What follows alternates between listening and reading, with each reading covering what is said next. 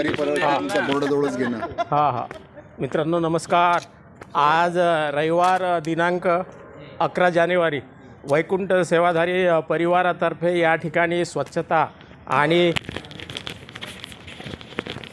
धुलाई पाण्यानंसुद्धा धुलाई करण्यात आली. कचरा जाळण्यात आला, कचरा लोटण्यात आला, एका ठिकाणी जमा करण्यात आला.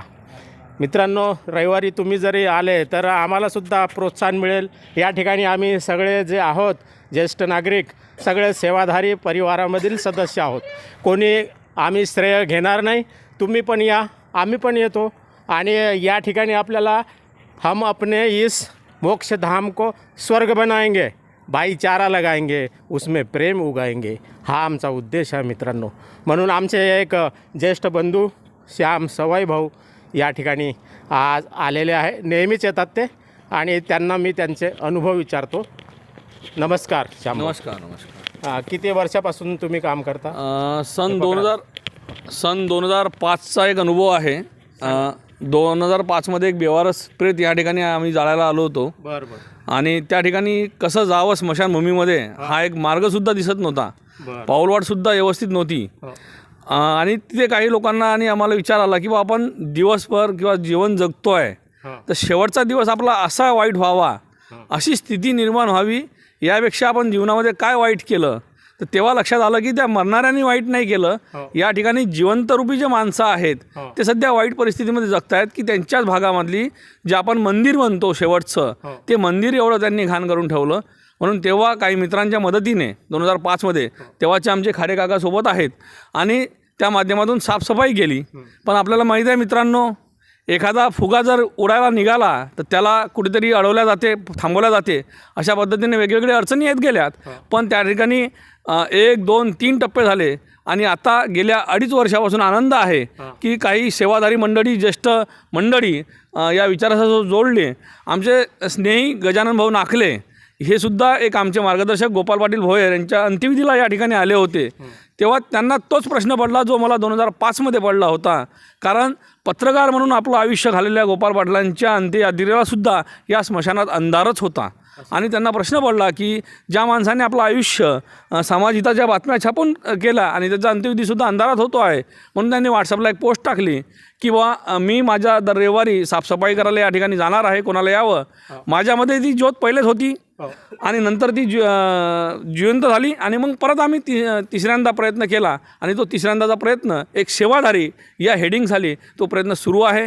स्मशानभूमी हे मंदिर आहे, स्वर्ग आहे असे म्हणणारे लोक बरेच मिळतील. पण तो अनुभवणारे जर लोक तुम्हाला बघायचे असतील तर दर रविवारी सकाळी जर तुम्ही 7 ते 8च्या दरम्यान आले तर स्मशानभूमीला स्वर्ग अनुभवणारे लोक या ठिकाणी मिळतील. या ठिकाणी लोक म्हणतात कवी संमेलन होते, भजन होते, वाढदिवस होतात, नाश्ता होतात. आणि भूताचं जर म्हणसाल तर एक वेगळा अध्याय तुम्हाला करावा लागेल. स्मशानातच नाही तर मी अपघातग्रस्तांना मदत करणारा मनुष्य आहे. मी हजारोंच्या वर वेगवेगळ्या विभागामध्ये लोकांना उचलला आहे.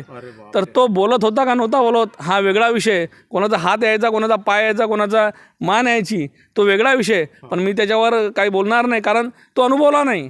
जर कोणी म्हणतात किंवा भूत आहे का, मग 30 वर्षापासून भूत मला का भेटला नाही?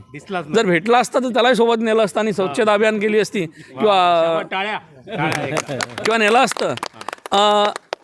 भूताचा अंगीकरण करणारी लोक मिळतात.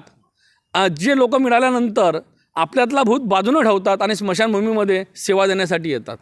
भूत हा अदृश्य नसतो, माणसाच्या शरीरामध्येच असतो. फक्त तो वेगवेगळ्या प्रकारे असतो. तो आपल्याला कसा काढायचा तो आपण काढू शकतो. परत या ठिकाणी एवढं सांगू इच्छिते किंवा स्मशानभूमी ही बोलकी असावी. या ठिकाणच्या सगळ्या ज्येष्ठांच्या मदतीने छोट्यापासून तर मोठ्यांपर्यंत यामध्ये सहभाग आहे.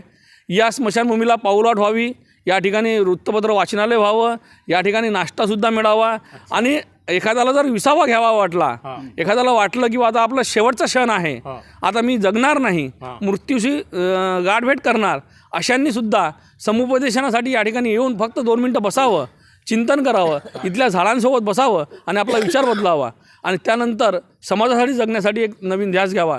बोलण्यासारखं खूप आहे, पण आपण जो संदेश आमचा सेवाधारी परिवाराच्या माध्यमातून चव्हाण सर जे संदेश इतर लोकांपर्यंत पोचवत आहेत, त्यासाठी मी त्यांचा धन्यवाद व्यक्त करतो.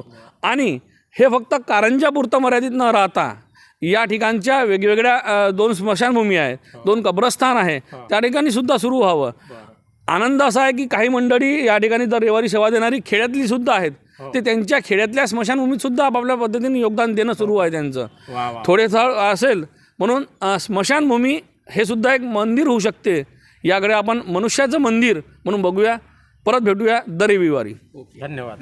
हां, फार सुंदर संदेश दिला श्याम भाऊने. मित्रांनो बघा, कोणाला कधी वाट मिळते, किरण मिळते, मार्ग मिळते आणि त्यांच्या शब्दामधून आपण जर प्रेरणा घेतली आणि इथे येऊन भेटण्याचा प्रयत्न केला, एखाद्या वेळेस या, तुम्हाला विनंती करतो आमच्या सेवाधारी परिवारातर्फे एकदा अवश्य इथं यावे आणि या स्मशानभूमीला आपल्याला स्वर्ग बनवायचा आहे, हाच संदेश श्यामभाऊ यांनी दिला. मित्रांनो, हा व्हिडिओ जर तुम्हाला आवडला तर माझ्या चॅनलला सबस्क्राईब करा, लाईक करा, शेअर करा. चांगल्या गोष्टी पसरवणं आपलं कर्तव्य आहे, म्हणून आम्ही हे काम करत आहोत. ही आमची निःशुल्क सेवा आहे, निस्वार्थी सेवा आहे. भेटू पुढच्या रविवारी. तोपर्यंत नमस्कार.